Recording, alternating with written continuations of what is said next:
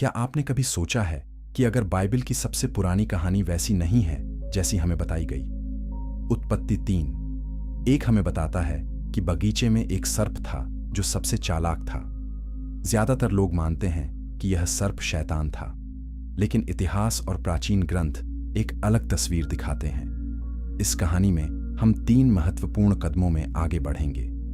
पहले हम देखेंगे कि हिब्रू भाषा में सर्प का असली अर्थ क्या है। फिर हम जानेंगे कि पुराना नियम शैतान के बारे में क्या कहता है, और अंत में हम पूछेंगे कि ज्ञान देने वाला सर्प दुश्मन था या मुक्तिदाता। और जब हम इस पहली परत को समझ लेंगे, आग तो असली कहानी शुरू होती है। अदन का बगीचा मानव इतिहास की सबसे रहस्यमय जगह है। पवित्र शास्त्र बताता है कि यहां परमेश्वर ने पहले मनुष्य को बनाया। आदम और हव्वा सिद्धता में रहते थे। कोई दर्द नहीं था, कोई मृत्यु नहीं थी, कोई पाप नहीं था।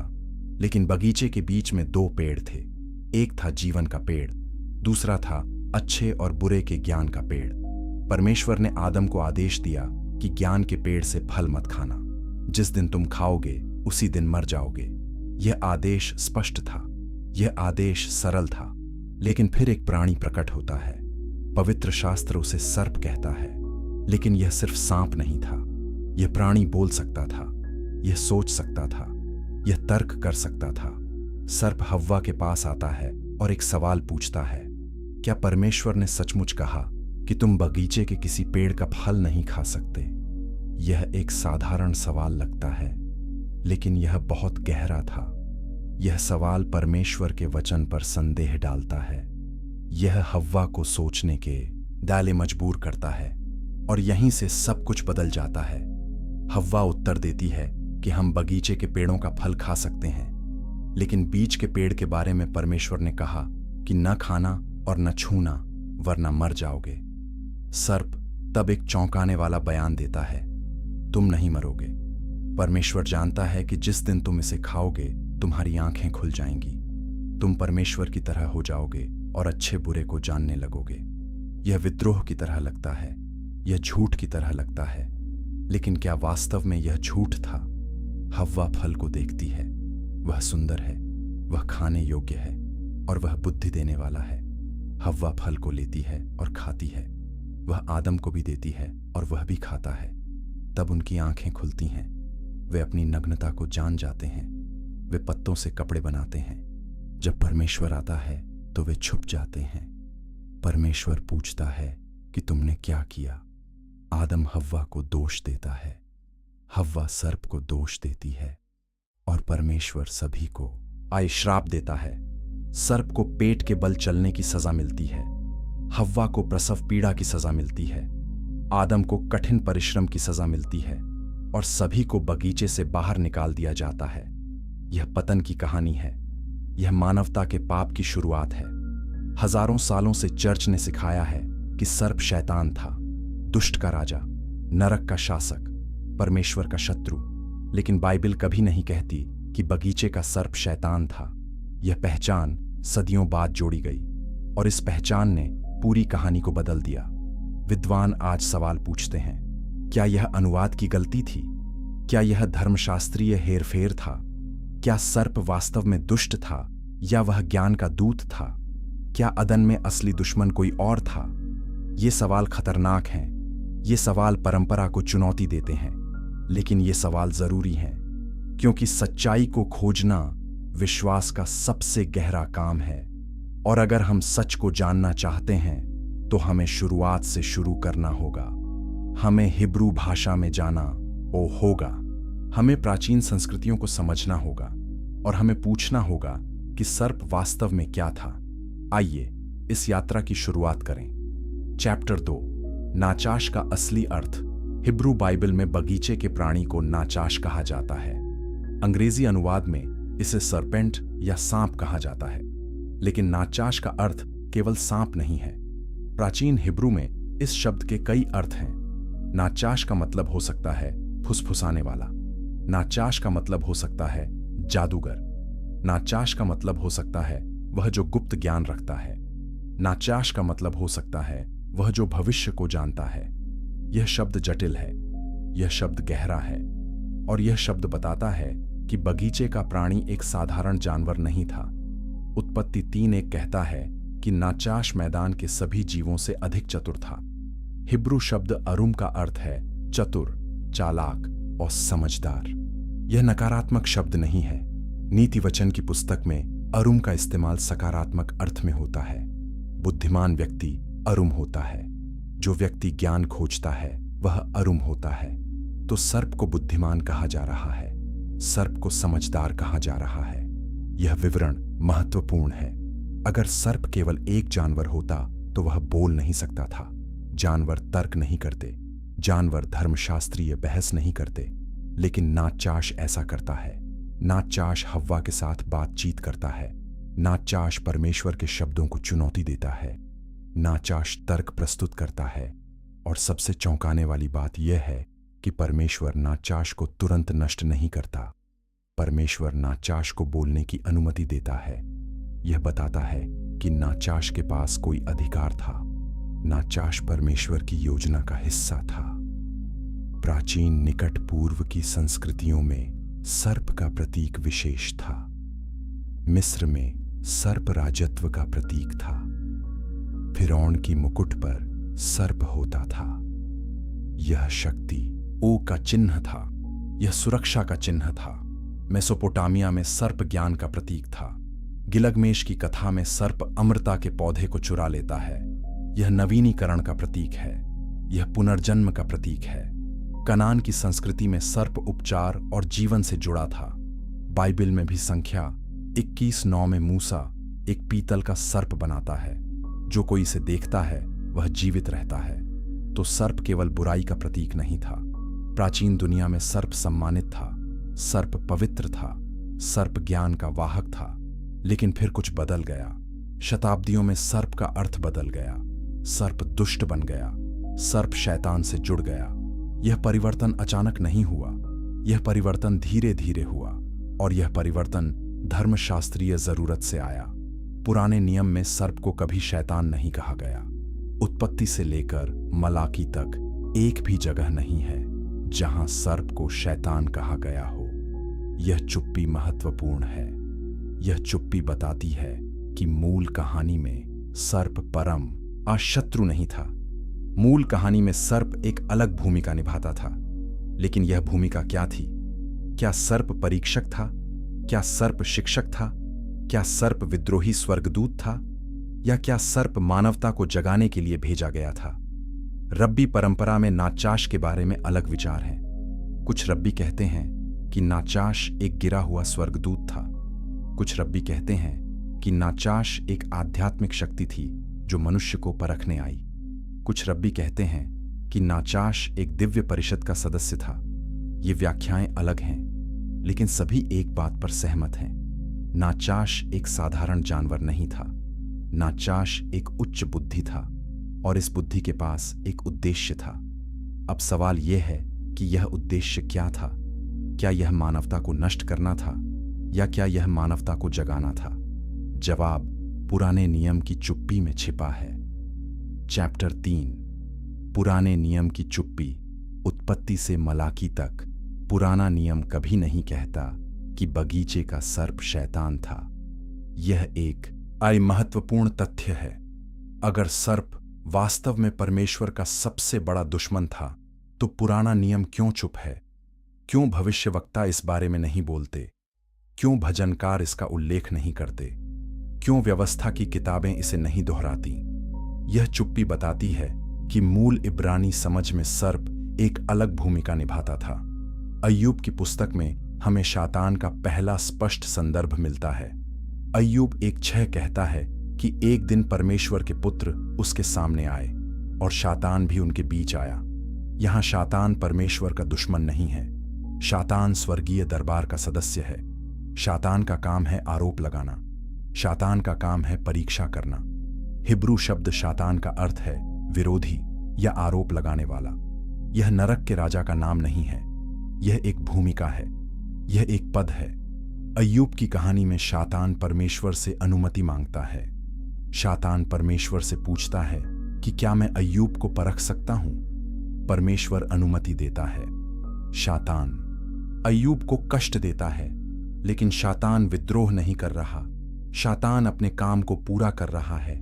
यह बहुत अलग चित्र है।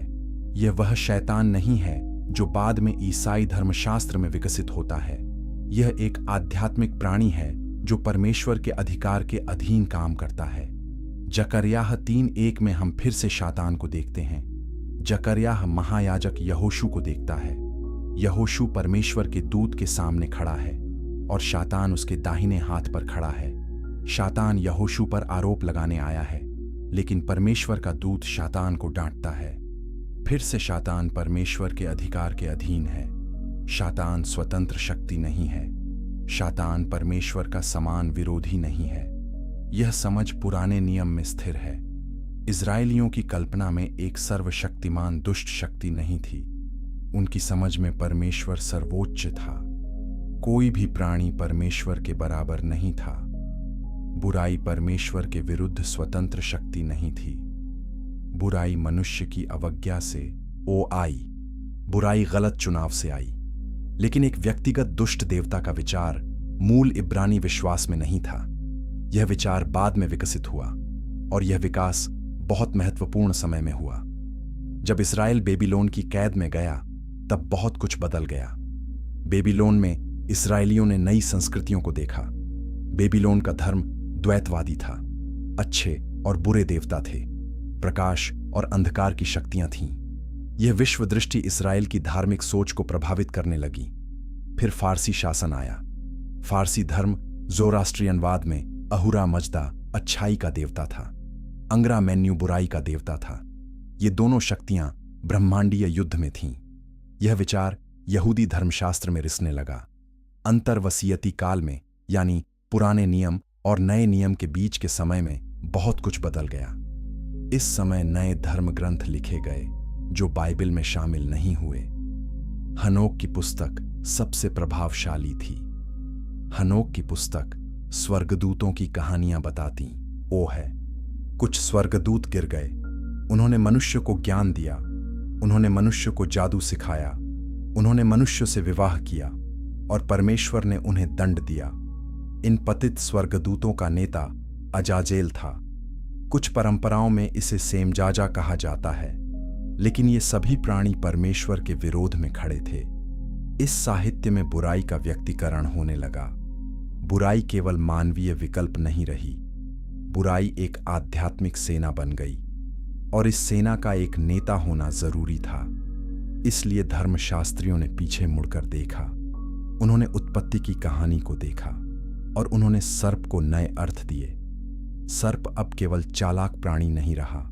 सर्प अब पतित स्वर्गदूतों का नेता बन गया। सर्प अब शैतान बन गया। यह धर्मशास्त्रीय निर्माण था। यह बात की व्याख्या थी, लेकिन इसने पूरी कहानी को बदल दिया, और यही व्याख्या आज तक चली आ रही है। चैप्टर 4, शैतान का जन्म। नए नियम में सर्प और शैतान के बीच स्पष्ट संबंध बनता है। प्रकाशित वाक्य 12:9 कहता है कि बड़े अजगर को निकाल दिया गया, जो पुराना सांप कहलाता है, जो इब्लीस और शैतान कहलाता है और सारे संसार को भरमाता है। यह पद स्पष्ट रूप से बगीचे के सर्प को शैतान से जोड़ता है, लेकिन यह पुस्तक उत्पत्ति के हजारों साल बाद लिखी गई। यह पुस्तक रोमन साम्राज्य के अत्याचार के समय लिखी गई। यह पुस्तक प्रतीकात्मक भाषा में लिखी गई। तो क्या यह शाब्दिक पहचान है या प्रतीकात्मक संदर्भ? प्रकाशित वाक्य एक दर्शन की पुस्तक है। इसमें जानवर हैं जो राज्यों को दर्शाते हैं। इसमें संख्याएं हैं जो प्रतीकात्मक हैं। इसमें रंग हैं जिनके आध्यात्मिक अर्थ हैं। तो जब यूहन्ना कहता है कि अजगर पुराना सांप है, तो क्या वह शाब्दिक इतिहास बता रहा है या वह प्रतीकात्मक कनेक्शन बना रहा है? वह कह सकता है कि जो शक्ति अब काम कर रही है वह वही शक्ति है जो शुरुआत से काम कर रही थी। यह धर्मशास्त्रीय बयान है। यह ऐतिहासिक पहचान नहीं है। यीशु भी शैतान के बारे में बात करते हैं। यूहन्ना 8:44 में यीशु कहते हैं कि तुम अपने पिता इब्लीस से हो। वह तो शुरू से हत्यारा है और सत्य पर स्थिर न रहा, क्योंकि उसमें सत्य है ही नहीं। यीशु यहां यहूदी नेताओं से बात कर रहे हैं। यीशु उन्हें चुनौती दे रहे हैं। यीशु कह रहे हैं कि तुम्हारा पिता परमेश्वर नहीं बल्कि झूठ का पिता है।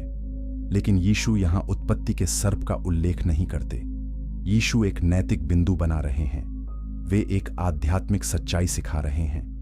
पौलुस 2 कुरिन्थियों 11:3 में लिखते हैं कि मैं डरता हूं कि जैसे सांप ने अपनी चतुराई से हव्वा को बहकाया, वैसे ही तुम्हारे मन उस सिधाई और पवित्रता से जो मसीह के साथ होनी चाहिए भ्रष्ट हो जाएं। पौलुस यहां सर्प का उल्लेख करते हैं, लेकिन वे इसे चेतावनी के रूप में उपयोग करते हैं। वे कह रहे हैं कि झूठे शिक्षक तुम्हें वैसे ही धोखा दे सकते हैं जैसे सर्प ने हव्वा को दिया। पौलुस यहां भी शैतान शब्द का उपयोग नहीं करते। वे कहानी को नैतिक उदाहरण के रूप में उपयोग करते हैं। तो नया नियम शैतान के बारे में बहुत बात करता है। यीशु शैतान को बांधने आए। यीशु क्रूस पर शैतान को हराते हैं। प्रेरित शैतान के खिलाफ चेतावनी देते हैं। लेकिन यह सब धर्मशास्त्रीय विकास है। यह अंतर वसीयती काल में हुए परिवर्तनों का परिणाम है। यह यहूदी धर्मशास्त्र का बदलाव है, और इस बदलाव ने बगीचे के सर्प को नया अर्थ दिया। सर्प अब केवल परीक्षक नहीं रहा। सर्प अब ब्रह्मांडीय खलनायक बन गया। लेकिन यह पहचान बाद में बनाई गई। यह पहचान मूल कहानी में नहीं है। तो हमें सवाल पूछना चाहिए, अगर पुराने नियम में सर्प शैतान नहीं था तो सर्प क्या था? अगर सर्प केवल जानवर नहीं था तो सर्प कौन था? क्या सर्प स्वर्गीय परिषद का सदस्य था? क्या सर्प परीक्षक था? क्या सर्प ज्ञान का वाहक था? या क्या सर्प मानवता को जागरूकता की ओर धकेलने के लिए भेजा गया था? इन सवालों के जवाब सर्प की बुद्धिमत्ता को समझने में छिपे हैं। आइए अब देखें कि सर्प उनने क्या किया और क्यों किया। चैप्टर 5, सर्प की बुद्धिमत्ता। बगीचे का सर्प केवल बोलता नहीं है, सर्प तर्क करता है, सर्प सोचता है, सर्प रणनीति बनाता है। उत्पत्ति 3 में सर्प का व्यवहार एक उच्च बुद्धि को दर्शाता है। पहले सर्प अवलोकन करता है। सर्प आदम और हव्वा को देखता है। सर्प उनकी मासूमियत को समझता है। सर्प जानता है कि वे ज्ञान के पेड़ से नहीं खा सकते, और सर्प जानता है कि यह प्रतिबंध क्यों है। यह ज्ञान एक साधारण जानवर में नहीं होता। फिर सर्प हव्वा के पास आता है। सर्प आदम के पास नहीं जाता। सर्प हव्वा को चुनता है। क्यों? क्योंकि हव्वा ने सीधे परमेश्वर से आदेश नहीं सुना था। परमेश्वर ने आदम को आदेश दिया था। आदम ने शायद हव्वा को बताया। हव्वा दूसरे हाथ की जानकारी पर निर्भर थी।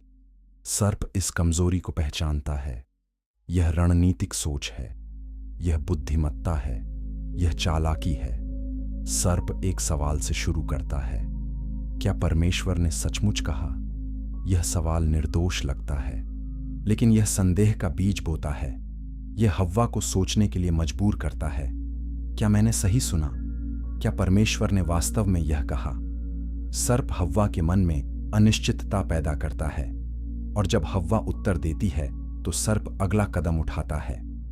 हव्वा कहती है कि हम बगीचे के पेड़ों का फल खा सकते हैं, लेकिन बीच के पेड़ के बारे में परमेश्वर ने कहा कि न खाना न छूना वरना मर जाओगे। दिलचस्प बात यह है कि परमेश्वर ने कभी नहीं कहा कि मत छूना। परमेश्वर ने केवल कहा था मत खाना। तो हव्वा ने आदेश में कुछ जोड़ा, या शायद आदम ने जोड़ा जब उसने हव्वा को बताया। यह दिखाता है कि संदेश में पहले से ही भ्रम था, और सर्प इस भ्रम का फायदा उठाता है। सर्प फिर सीधा बयान देता है, तुम नहीं मरोगे। यह परमेश्वर के वचन का खुला खंडन है। यह साहसी है, यह चुनौतीपूर्ण है, लेकिन यह झूठ है या सच? आइए देखें। हव्वा और आदम फल खाते हैं। क्या वे मर जाते हैं? नहीं, वे उसी दिन नहीं मरते। वे सैकड़ों साल जीवित रहते हैं। उत्पत्ति 5:5 कहता है कि आदम 930 साल जीवित रहा। तो तकनीकी रूप से सर्प सही था, वे उसी दिन नहीं मरे। लेकिन धर्मशास्त्री कहते हैं कि मृत्यु आध्यात्मिक थी। उनका परमेश्वर के साथ संबंध मर गया, उनकी मासूमियत मर गई। यह सच है, लेकिन सर्प ने जो कहा वह भी सच था। उन्होंने शारीरिक मृत्यु का अनुभव नहीं किया। तो सर्प ने झूठ बोला या आधा सच बताया, या शायद परमेश्वर का कथन भी प्रतीकात्मक था। यह जटिल है, यह सरल नहीं है। सर्प फिर असली कारण बताता है। परमेश्वर जानता है कि जिस दिन तुम इसे खाओगे तुम्हारी आंखें खुल जाएंगी, तुम परमेश्वर की तरह हो जाओगे और अच्छे बुरे को जानने लगोगे। यह वादा है, यह प्रलोभन है, लेकिन यह भी सच निकलता है। उत्पत्ति 3:7 कहता है कि तब उन दोनों की आंखें खुल गईं, और उत्पत्ति 3:22 में परमेश्वर कहता है कि मनुष्य अच्छे बुरे का ज्ञान पाकर हम में से एक के समान हो गया है। परमेश्वर खुद सर्प के शब्दों की पुष्टि करता है। सर्प ने सच ओस कहा था, तो सर्प ने झूठ नहीं बोला, सर्प ने सच बोला। लेकिन सर्प ने परिणामों के बारे में नहीं बताया। सर्प ने नहीं कहा कि ज्ञान के साथ दर्द आएगा। सर्प ने नहीं कहा कि जागरूकता के साथ जिम्मेदारी आएगी। सर्प ने नहीं कहा कि वे बगीचे से निकाले जाएंगे। सर्प ने केवल लाभ दिखाया। सर्प ने कीमत छिपा दी। यह चालाकी है, यह हेरफेर है, या शायद सर्प मानता था कि ज्ञान की कीमत चुकाने लायक है। शायद सर्प मानता था कि मासूमियत में रहना मनुष्य के लिए पर्याप्त नहीं है। शायद सर्प मानता था कि मानवता को जागना चाहिए, भले ही इसका मतलब दर्द हो। अब हम पूछते हैं कि क्या सर्प अकेला था या वह बड़ी आध्यात्मिक वास्तविकता का हिस्सा था। चैप्टर 6, दिव्य परिषद का रहस्य। बाइबल कई जगह बताती है कि परमेश्वर अकेले नहीं है। परमेश्वर बहुवचन में बोलते हैं। उत्पत्ति 1:26 में परमेश्वर कहते हैं, हम मनुष्य को अपनी छवि के अनुसार बनाएं। हम शब्द किसे संदर्भित करता है? पारंपरिक ईसाई धर्मशास्त्र कहता है यह त्रिएकता है, पिता, पुत्र और पवित्र आत्मा। लेकिन त्रिएकता का सिद्धांत सदियों बाद विकसित हुआ। मूल हिब्रू पाठकों को त्रिएकता का कोई ज्ञान नहीं था, तो वे हमसे क्या समझते थे? प्राचीन इब्रानी परंपरा में दिव्य परिषद की अवधारणा थी। यह स्वर्गीय प्राणियों का एक समूह था। परमेश्वर इस परिषद की अध्यक्षता करते थे। भजन संहिता 82:1 कहता है कि परमेश्वर ईश्वरीय परिषद में खड़ा है, वह देवताओं के बीच न्याय करता है। यह पद बताता है कि परमेश्वर के साथ अन्य आध्यात्मिक प्राणी हैं, उन्हें एलोहिम कहा जाता है। यही शब्द परमेश्वर के लिए इस्तेमाल होता है, लेकिन यहां यह बहुवचन में है।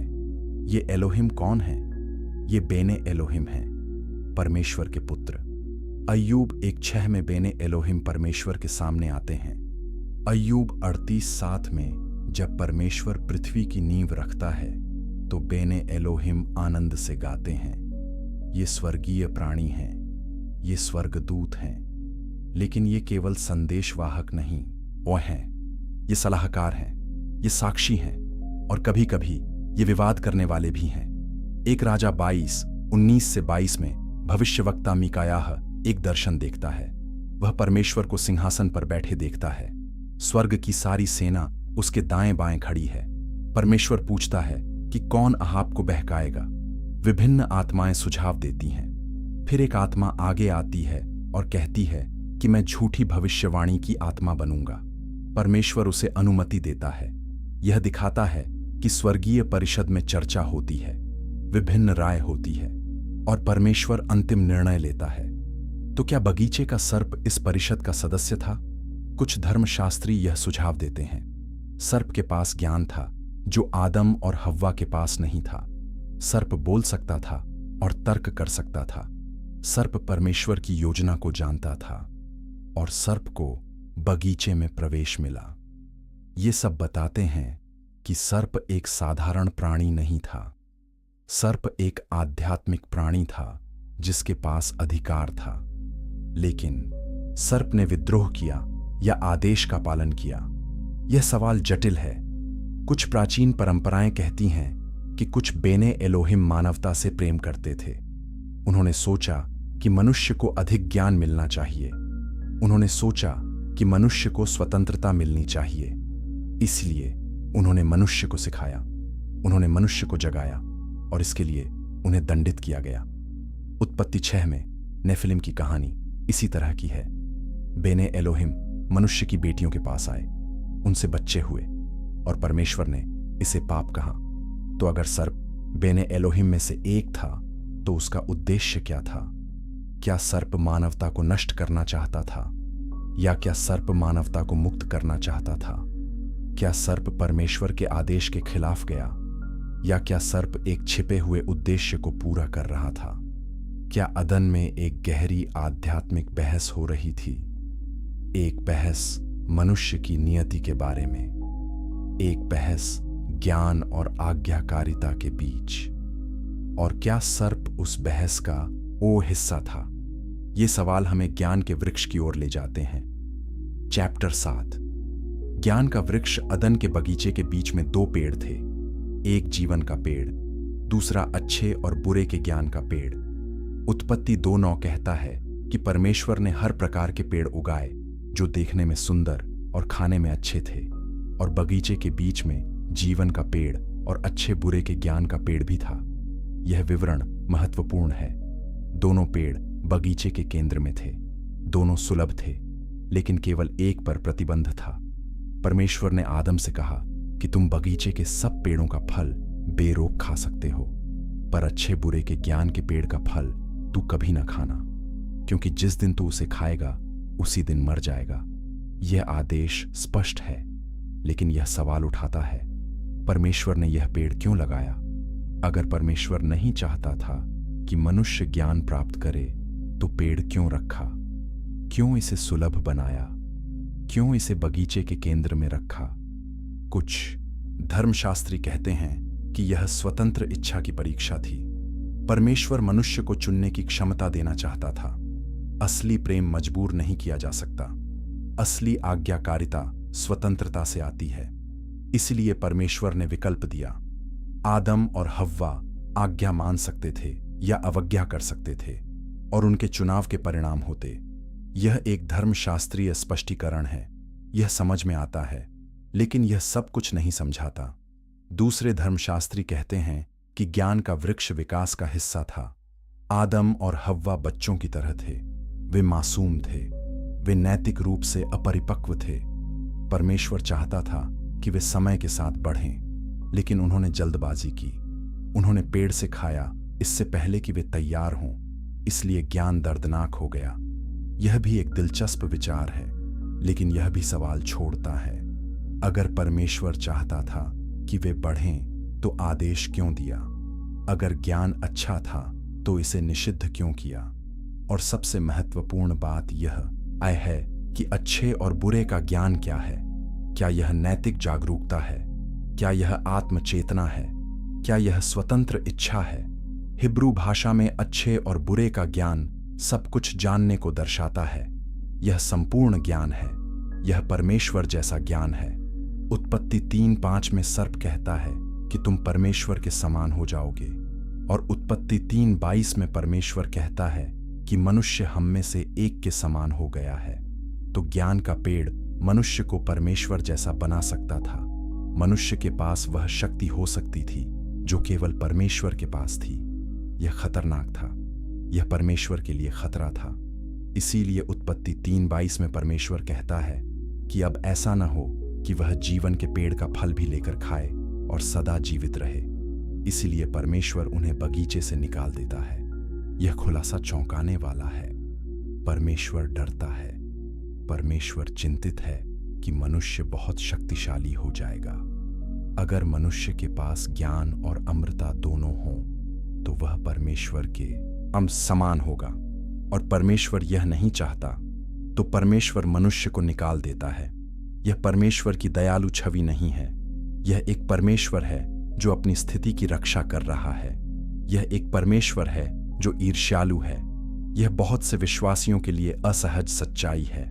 नोस्टिक परंपराओं ने इस सच्चाई को और गहराई से लिया। नोस्टिकवाद एक प्रारंभिक ईसाई आंदोलन था। नोस्टिक विश्वास करते थे कि भौतिक संसार दुष्ट है। नोस्टिक विश्वास करते थे कि सच्चा परमेश्वर भौतिक संसार से परे है, और बगीचे का परमेश्वर सच्चा परमेश्वर नहीं था। नोस्टिक ग्रंथों में बगीचे के परमेश्वर को डेमियर्स कहा जाता है। यह एक कम देवता है। यह अज्ञानी है।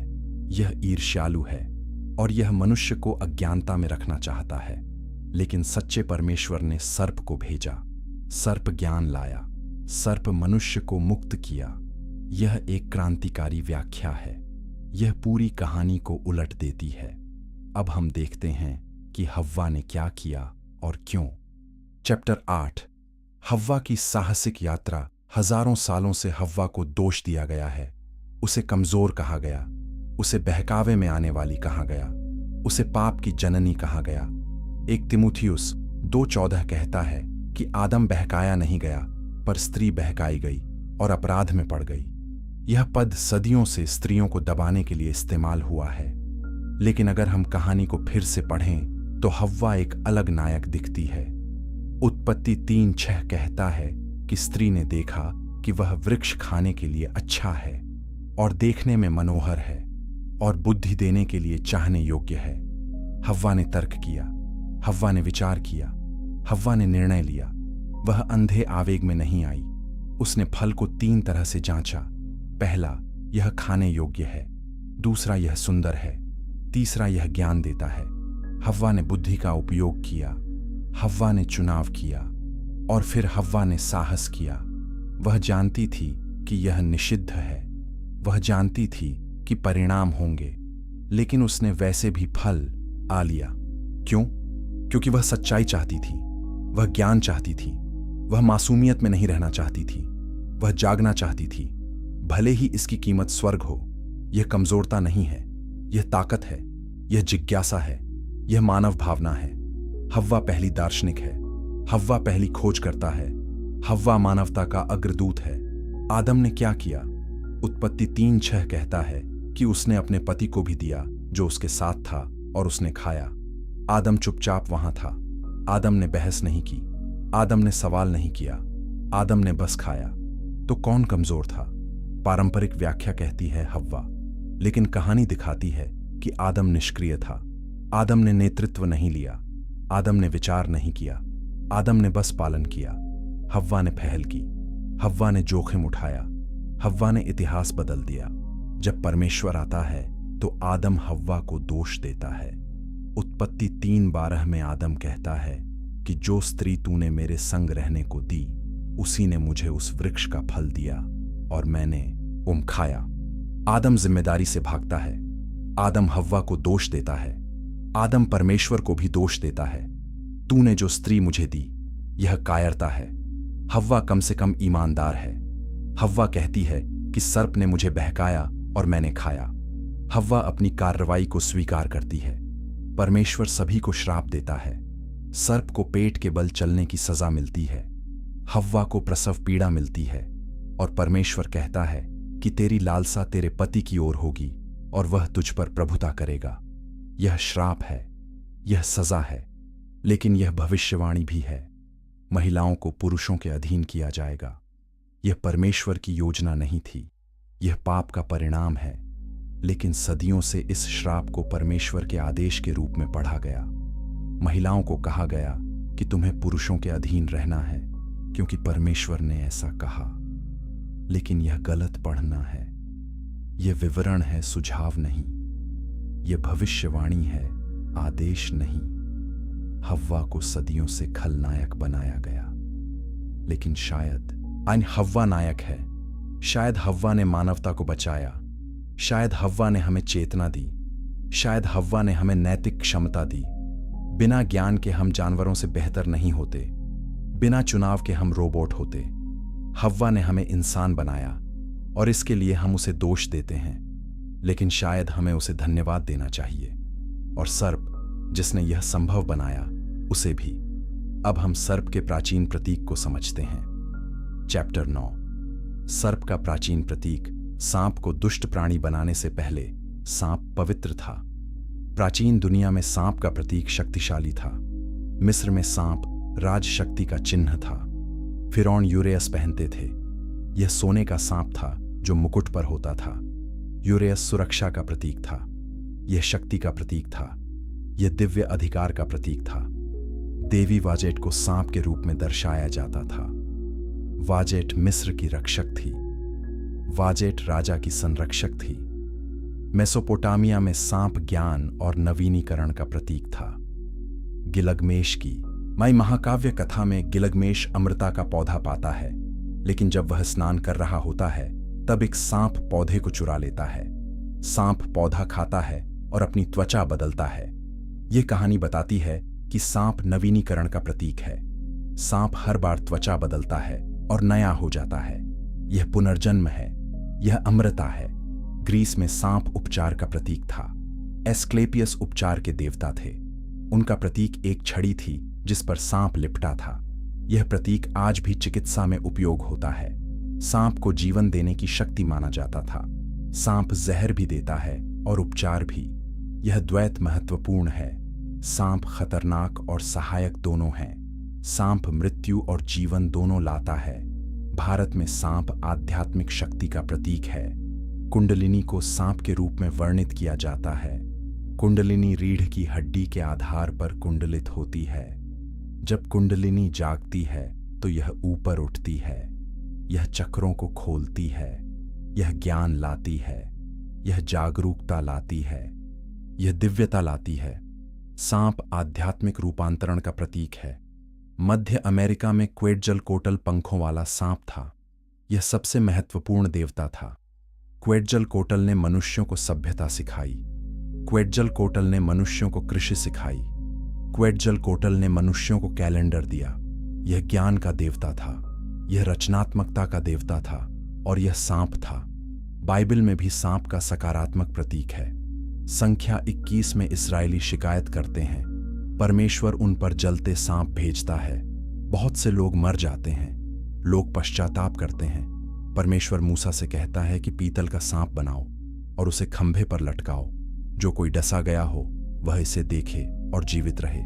मूसा ऐसा करता है और यह काम करता है। जो सांप को देखता है वह बच जाता है। सांप उपचार बन जाता है। 2 राजा 18:4 में हिजकिय्याह राजा पीतल के सांप को तोड़ देता है। क्यों? क्योंकि लोग इसकी पूजा करने लगे थे। वे इसे नहुश्तान कहते थे। वे इसके लिए धूप जलाते थे। तो सांप इतना शक्तिशाली प्रतीक था कि यह मूर्ति पूजा बन गया। लोग प्रतीक को भूल गए। वे प्रतीक की पूजा करने लगे। यह दिखाता है कि सांप प्राचीन इस्राएल में कितना महत्वपूर्ण था। यीशु भी सांप का प्रतीक उपयोग करते हैं।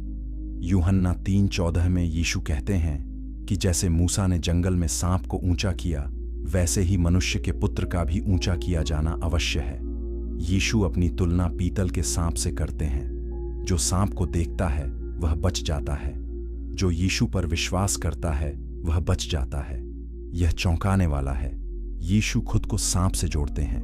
सांप यहां दुष्ट नहीं है। सांप यहां उद्धार करता है। तो सांप का प्रतीक जटिल है। सांप ज्ञान है। सांप नवीनीकरण है। सांप उपचार है। सांप रूपांतरण है। सांप खतरनाक है। सांप सहायक है। सांप अच्छा और बुरा दोनों है। यह द्वैत मानव अनुभव को दर्शाता है। ज्ञान आशीर्वाद और श्राप दोनों है। जागरूकता आनंद और पीड़ा दोनों लाती है। यह अदन की ऊक कहानी का संदेश है और यह संदेश नोस्टिक सुसमाचारों में और गहरा होता है। चैप्टर 10 नोस्टिक सुसमाचार की दृष्टि। 2री और 3री शताब्दी में नोस्टिक ईसाइयों ने अपने सुसमाचार लिखे। ये सुसमाचार कैनन में शामिल नहीं हुए।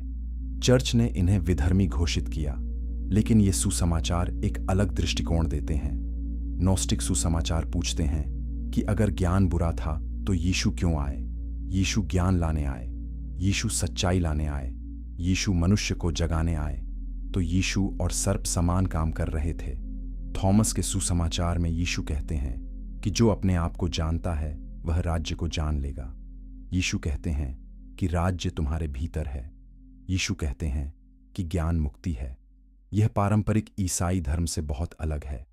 पारंपरिक ईसाई धर्म कहता है कि विश्वास मुक्ति है। नोस्टिकवाद कहता है कि ज्ञान मुक्ति है और यह ज्ञान स्वज्ञान है, आत्म जागरूकता है, दिव्य चिंगारी की खोज है जो हर मनुष्य में है। यहूदा के सुसमाचार में यहूदा खलनायक नहीं है, यहूदा नायक है। यीशु यहूदा से कहते हैं कि तू सबसे बड़ा बलिदान करेगा, तू मुझे धोखा देगा। लेकिन यह धोखा आवश्यक है क्योंकि यीशु को शरीर के कारागार से मुक्त होना है। यीशु को भौतिक दुनिया को छोड़ना है और यहूदा यह संभव बनाता है। यहूदा एकमात्र शिष्य है जो सच्चाई को समझता है। बाकी शिष्य सोचते हैं कि यीशु शारीरिक राज्य स्थापित करने आए हैं, लेकिन यहूदा जानता है कि यीशु का मिशन आध्यात्मिक है। मरियम के सुसमाचार में मरियम मगदलीनी प्रमुख शिष्या है। यीशु उसे विशेष शिक्षा देते हैं। यीशु उसे रहस्य बताते हैं। पतरस और अन्य शिष्य ईर्ष्या करते हैं। वे मरियम के अधिकार को चुनौती देते हैं, लेकिन मरियम ज्ञान रखती है। मरियम समझती है। यह सुसमाचार दिखाता है कि नोस्टिकवाद में महिलाओं की स्थिति ऊंची थी। ज्ञान लिंग से बंधा नहीं था। सबसे महत्वपूर्ण बात यह है कि नोस्टिक ग्रंथों में बगीचे का परमेश्वर सच्चा परमेश्वर नहीं है। नोस्टिक ग्रंथ कहते हैं कि एक उच्चतम परमेश्वर है। यह परमेश्वर अज्ञात है। यह परमेश्वर पूर्ण है। यह परमेश्वर शुद्ध प्रकाश है। लेकिन इस परमेश्वर से एओन निकले। एओन दिव्य उत्सर्जन है। उनमें से एक सोफिया यानी ज्ञान था। सोफिया ने गलती की। उसने सृष्टिकर्ता बनाने की कोशिश की और डेमियर्स पैदा हुआ। डेमियर्स अज्ञानी है। डेमियर्स सोचता है कि वह सर्वोच्च है। डेमियर्स भौतिक संसार बनाता है। डेमियर्स मनुष्य बनाता है, लेकिन डेमियर्स ईर्ष्यालु है। डेमियर्स नहीं चाहता कि मनुष्य ज्ञान पाए, क्योंकि ज्ञान से मनुष्य जान जाएगा कि डेमियर्स सच्चा परमेश्वर नहीं है। तो डेमियर्स मनुष्य को अदन के बगीचे में बंद कर देता है। डेमियर्स कहता है कि ज्ञान के पेड़ से मत खाना, लेकिन सच्चे परमेश्वर ने सर्प को भेजा। सर्प ज्ञान लाया। सर्प ने मनुष्य को जगाया। सर्प ने मनुष्य को बताया कि तुम दिव्य हो, तुम्हारे भीतर प्रकाश है, तुम डेमियर्स के दास नहीं हो। यह व्याख्या चौंकाने वाली है। यह विधर्म है, लेकिन यह गहरे प्रश्न उठाती है। क्या बगीचे का परमेश्वर प्रेम का परमेश्वर था, या क्या वह नियंत्रण का परमेश्वर था? क्या वह मनुष्य की भलाई चाहता था, या क्या वह आज्ञाकारिता चाहता था? क्या उसने ज्ञान को निषिद्ध किया क्योंकि यह खतरनाक था, या क्योंकि यह खतरनाक था उसके लिए? ये सवाल कठिन हैं। ये सवाल परंपरा को चुनौती देते हैं, लेकिन ये सवाल जरूरी हैं। अब हम पूछते हैं कि असली दुश्मन कौन था। चैप्टर 11 सच्चा दुश्मन कौन? हजारों सालों से हमें बताया गया है कि सर्प दुश्मन था। सर्प शैतान था। सर्प ने मानवता को नष्ट करने की कोशिश की, लेकिन अगर हम कहानी को नए सिरे से देखें तो एक अलग तस्वीर उभरती है। सर्प ने झूठ नहीं बोला। सर्प ने कहा कि तुम नहीं मरोगे, और वे उस दिन नहीं मरे। सर्प ने कहा कि तुम्हारी आंखें खुलेंगी, और उनकी आंखें खुल गईं। सर्प ने कहा कि तुम परमेश्वर के समान हो जाओगे, और परमेश्वर ने इसकी पुष्टि की। तो सर्प ने सच कहा। सर्प ने वादा पूरा किया। सर्प ने ज्ञान दिया। दूसरी ओर परमेश्वर ने कहा कि जिस दिन तुम खाओगे उसी दिन मर जाओगे, लेकिन वे उस दिन नहीं मरे। तो क्या परमेश्वर ने झूठ बोला, या क्या परमेश्वर का अर्थ प्रतीकात्मक था? अगर प्रतीकात्मक था तो आदम और हव्वा कैसे जान सकते थे? उन्हें अच्छे और बुरे का ज्ञान नहीं था। वे नहीं जानते थे कि अवज्ञा क्या है। वे नहीं जानते थे कि मृत्यु क्या है। तो उन्हें कैसे दोष दिया जा सकता है? परमेश्वर ने ज्ञान के पेड़ को बगीचे में क्यों रखा? अगर वह नहीं चाहता था कि वे खाएं, तो पेड़ क्यों लगाया? यह एक जाल की तरह लगता है, एक परीक्षा जो असफल होने के लिए बनाई गई थी। और जब वे असफल हुए तो परमेश्वर ने उन्हें दंडित किया। परमेश्वर ने उन्हें बगीचे से निकाल दिया। परमेश्वर ने उन्हें दर्द दिया। परमेश्वर ने उन्हें मृत्यु दी।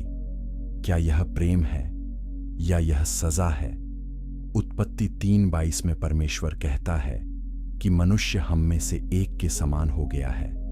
वह अच्छे बुरे को जानता वो है, और अब ऐसा ना हो कि वह जीवन के पेड़ का फल भी लेकर खाए और सदा जीवित रहे। परमेश्वर चिंतित है। परमेश्वर डरता है। अगर मनुष्य के पास ज्ञान और अमृता दोनों हों तो वह परमेश्वर के बराबर हो जाएगा। तो परमेश्वर मनुष्य को निकाल देता है। परमेश्वर करूब और ज्वलंत तलवार रखता है ताकि मनुष्य जीवन के पेड़ तक न पहुंच सके। परमेश्वर अपनी स्थिति की रक्षा कर रहा है। परमेश्वर ईर्ष्यालु है। नोस्टिक कहेंगे कि यह सच्चा परमेश्वर नहीं है, यह डेमियर्स है, यह झूठा परमेश्वर है। सच्चा परमेश्वर प्रेम है। सच्चा परमेश्वर ज्ञान चाहता है। सच्चा परमेश्वर चाहता है कि मनुष्य जागे, और सच्चे परमेश्वर ने सर्प को भेजा। सर्प ज्ञान का दूत था। सर्प मुक्ति का दूत था। सर्प प्रकाश लाया। और इसके लिए सर्प को खलनायक बनाया गया। इसके लिए सर्प को शैतान कहा गया, क्योंकि झूठे परमेश्वर को खतरा था। यह व्याख्या कट्टरपंथी है, यह खतरनाक है, यह हर उस चीज को चुनौती देती है जो हमें सिखाई गई है। लेकिन यह महत्वपूर्ण प्रश्न उठाती है, क्या आज्ञाकारिता हमेशा सही है? क्या ज्ञान हमेशा गलत है? क्या सवाल पूछना पाप है? क्या सच्चाई खोजना विद्रोह है? अगर परमेश्वर नहीं चाहता कि हम सोचें, तो क्या वह वास्तव में परमेश्वर है? अदन की कहानी विकल्प की कहानी है। आदम और हव्वा के सामने दो विकल्प थे, आज्ञाकारिता में रहना और अज्ञानी रहना, या ज्ञान चुनना और परिणाम भुगतना। उन्होंने ज्ञान चुना, उन्होंने चेतना चुनी, उन्होंने मानवता चुनी, और इसलिए हम आज यहां हैं। हम सोच सकते हैं, हम चुन सकते हैं, हम प्रेम कर सकते हैं, हम पीड़ित हो सकते हैं, हम सृजन कर सकते हैं, हम बढ़ सकते हैं। ये सब ज्ञान के कारण है, ये सब हव्वा के साहस के कारण है, और यह सब सर्प के उपहार के कारण है। तो असली दुश्मन कौन था?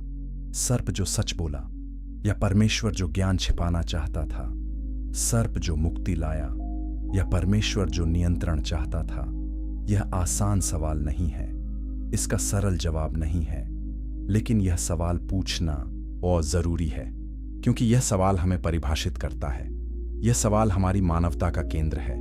अदन की कहानी समाप्त नहीं हुई है। यह कहानी हर बार तब होती है जब हम विकल्प का सामना करते हैं, आज्ञाकारिता या स्वतंत्रता, सुरक्षा या सच्चाई, आराम या विकास। हर बार जब हम सवाल पूछते हैं, हर बार जब हम सत्ता को चुनौती देते हैं, हर बार जब हम ज्ञान खोजते हैं, हम हव्वा का काम दोहराते हैं, हम सर्प की विरासत जीते हैं। और यह कोई पाप नहीं है, यह हमारी सबसे बड़ी ताकत है। यह हमें मनुष्य बनाता है, यह हमें दिव्य बनाता है। और कोई भी परमेश्वर जो इससे डरता है, वह सच्चा परमेश्वर नहीं है। सच्चा परमेश्वर हमारी खोज में हमारे साथ चलता है। सच्चा परमेश्वर हमारे प्रश्नों का स्वागत करता है, और सच्चा परमेश्वर हमारे ज्ञान में खुश होता है।